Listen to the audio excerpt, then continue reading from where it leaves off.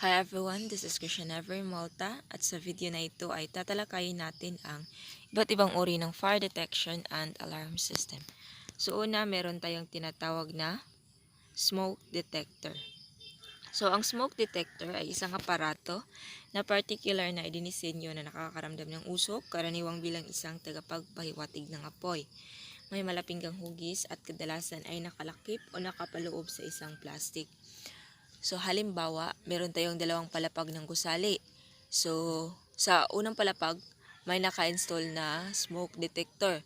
Sa ikalawang palapag, may naka-install din na smoke detector. So, halimbawa, sa unang palapag, may kakaibang usok.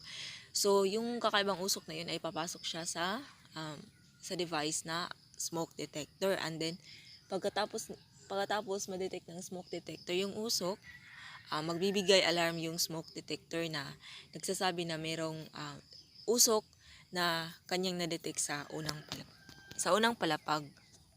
At ito naman yung components ng isang smoke detector. Meron siyang radioactive source, reference chamber, terminal screw, contact, control unit processor, alarm indicator, detection chamber cover, detection chamber, and plastic cover. So, ito yung radioactive source. Ito yung radionuclide na naglalabas ng ionizing radiation. So, meron naman tayong dalawang uri ng smoke detector. Una, meron tayong ionization smoke chambers. Ang ionization smoke detector ay gumagamit ng radioisotope. Yung radioisotope ay isang nuclide na may labis na enerhiyang nuclear. So, ang smoke detector, ang mga detector ng ionization ay mas sensitibo sa iba't ibang phase ng sunog.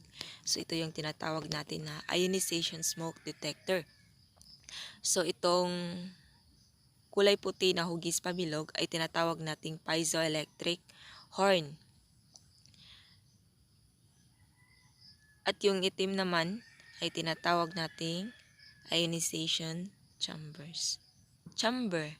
ionization chamber. Isang uri naman ng smoke detector ay ang photoelectric or optical smoke detector.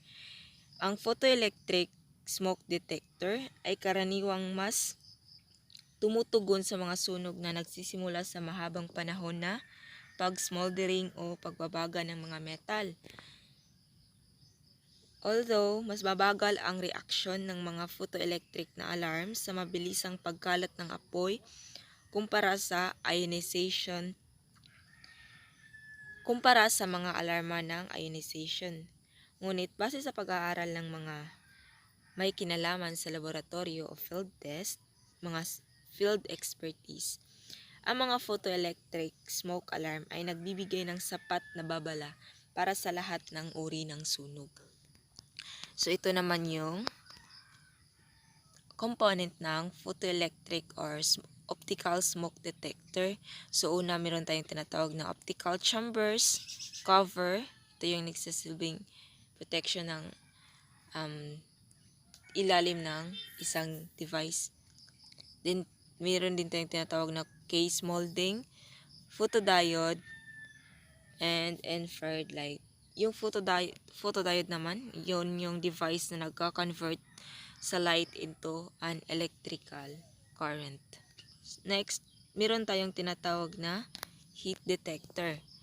Isang fire alarm device na idinisenyo upang tumugon kapag ang convected thermal energy ng isang apoy ay nagpapataas ng temperatura ng isang heat-sensitive element. So halimbawa rin, sa isang particular na room, kung may kakaibang init o sinasabi nating hindi siya normal na init kumpara sa normal temperature. So,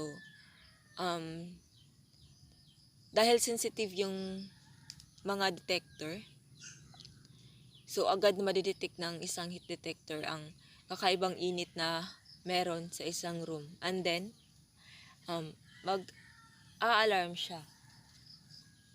So, ito naman yung uri na component ng isang heat detector. So, meron tayong heat collector.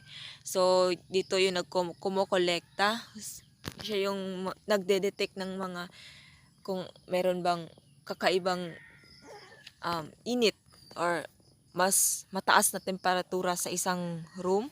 And then meron naman tayong bimetal, plastic guard, and air vents.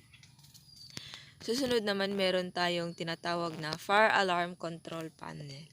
So ang fire alarm control panel, ito yung pagkontrol ng bahagi ng isang sistema ng alarma sa sunog. Ang panel ay tumatanggap ng impormasyon mula sa mga device halimbawa tulad ng smoke detector, heat detector na idinisenyo upang magtuklas at magulat ng mga pangyayari na may kinalaman sa sunog at paghahatid ng impormasyong kinakailangan upang ihanda ang pasilidad para sa sunog batay sa isang paunang natukoy. Ang panel rin ay maaring magbigay ng elektrikal na enerhiya upang patakbuhin ang anumang nauugnay na aparato. So kasunod meron naman, ito yung bahagi ng naglalaman ang control panel nito. So yung mga buttons sa ilalim ng control panel ay nakaugnay o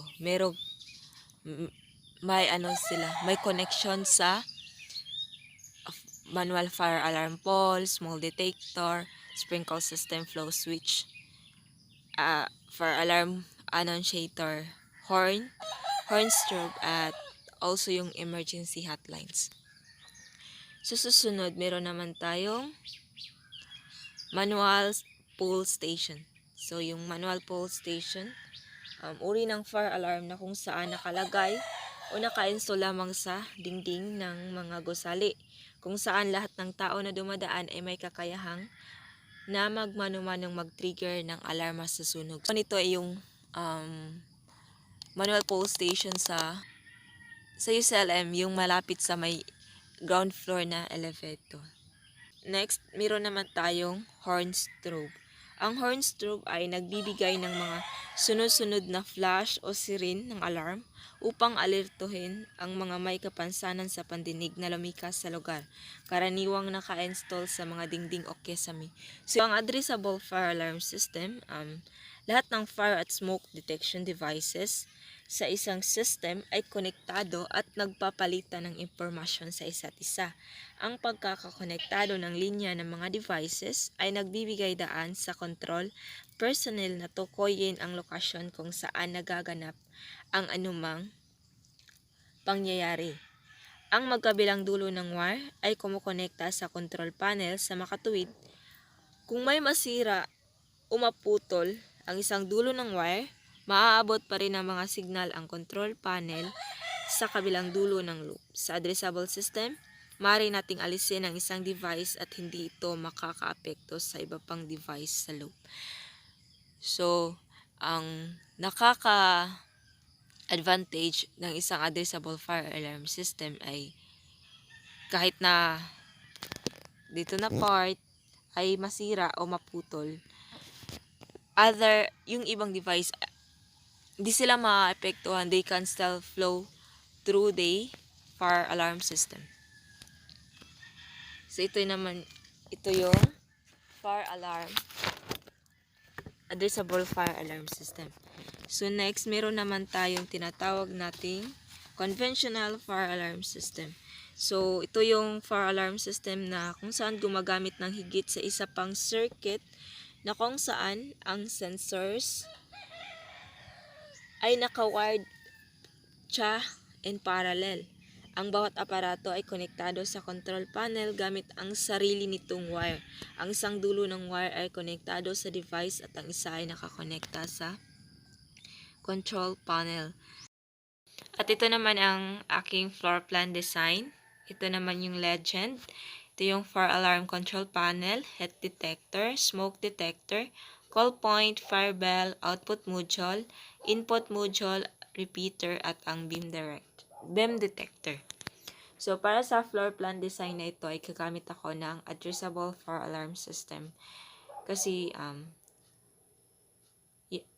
though mas mahal siya kumpara sa conventional fire alarm system, pero feeling ko mas makakatipid tayo kung ito yung gagamitin natin. Kumbaga, meron tayong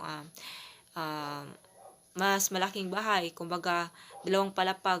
So kung may sunog, kung gagamit tayo ng addressable fire alarm system, may posibilidad na hindi lalaki yung apoy kasi alam sa addressable fire alarm system, ituturo niya kung saang eksaktong palapag nangyayari ang sunog. So, kaya ito yung naisipan kong gamitin, addressable fire alarm system.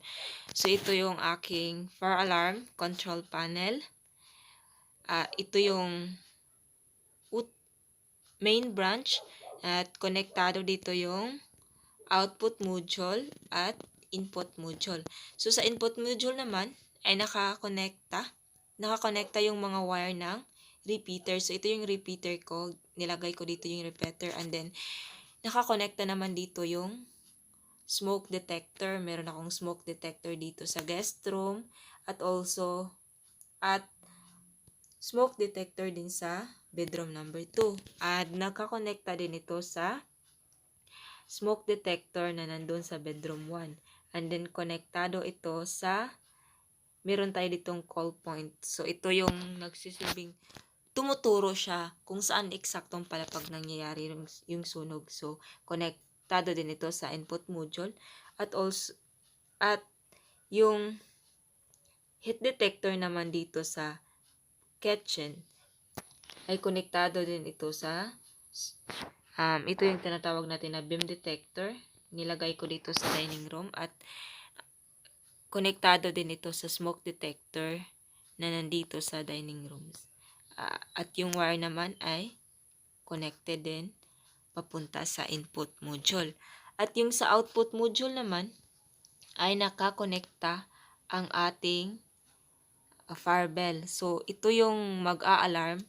So, ito yung magiging senyalis natin na may nangyayaring sunog kasi tutunog ito. Tutunog ito kung the moment na may ma-detect na kakaiba yung smoke detector at heat detector or either beam detector.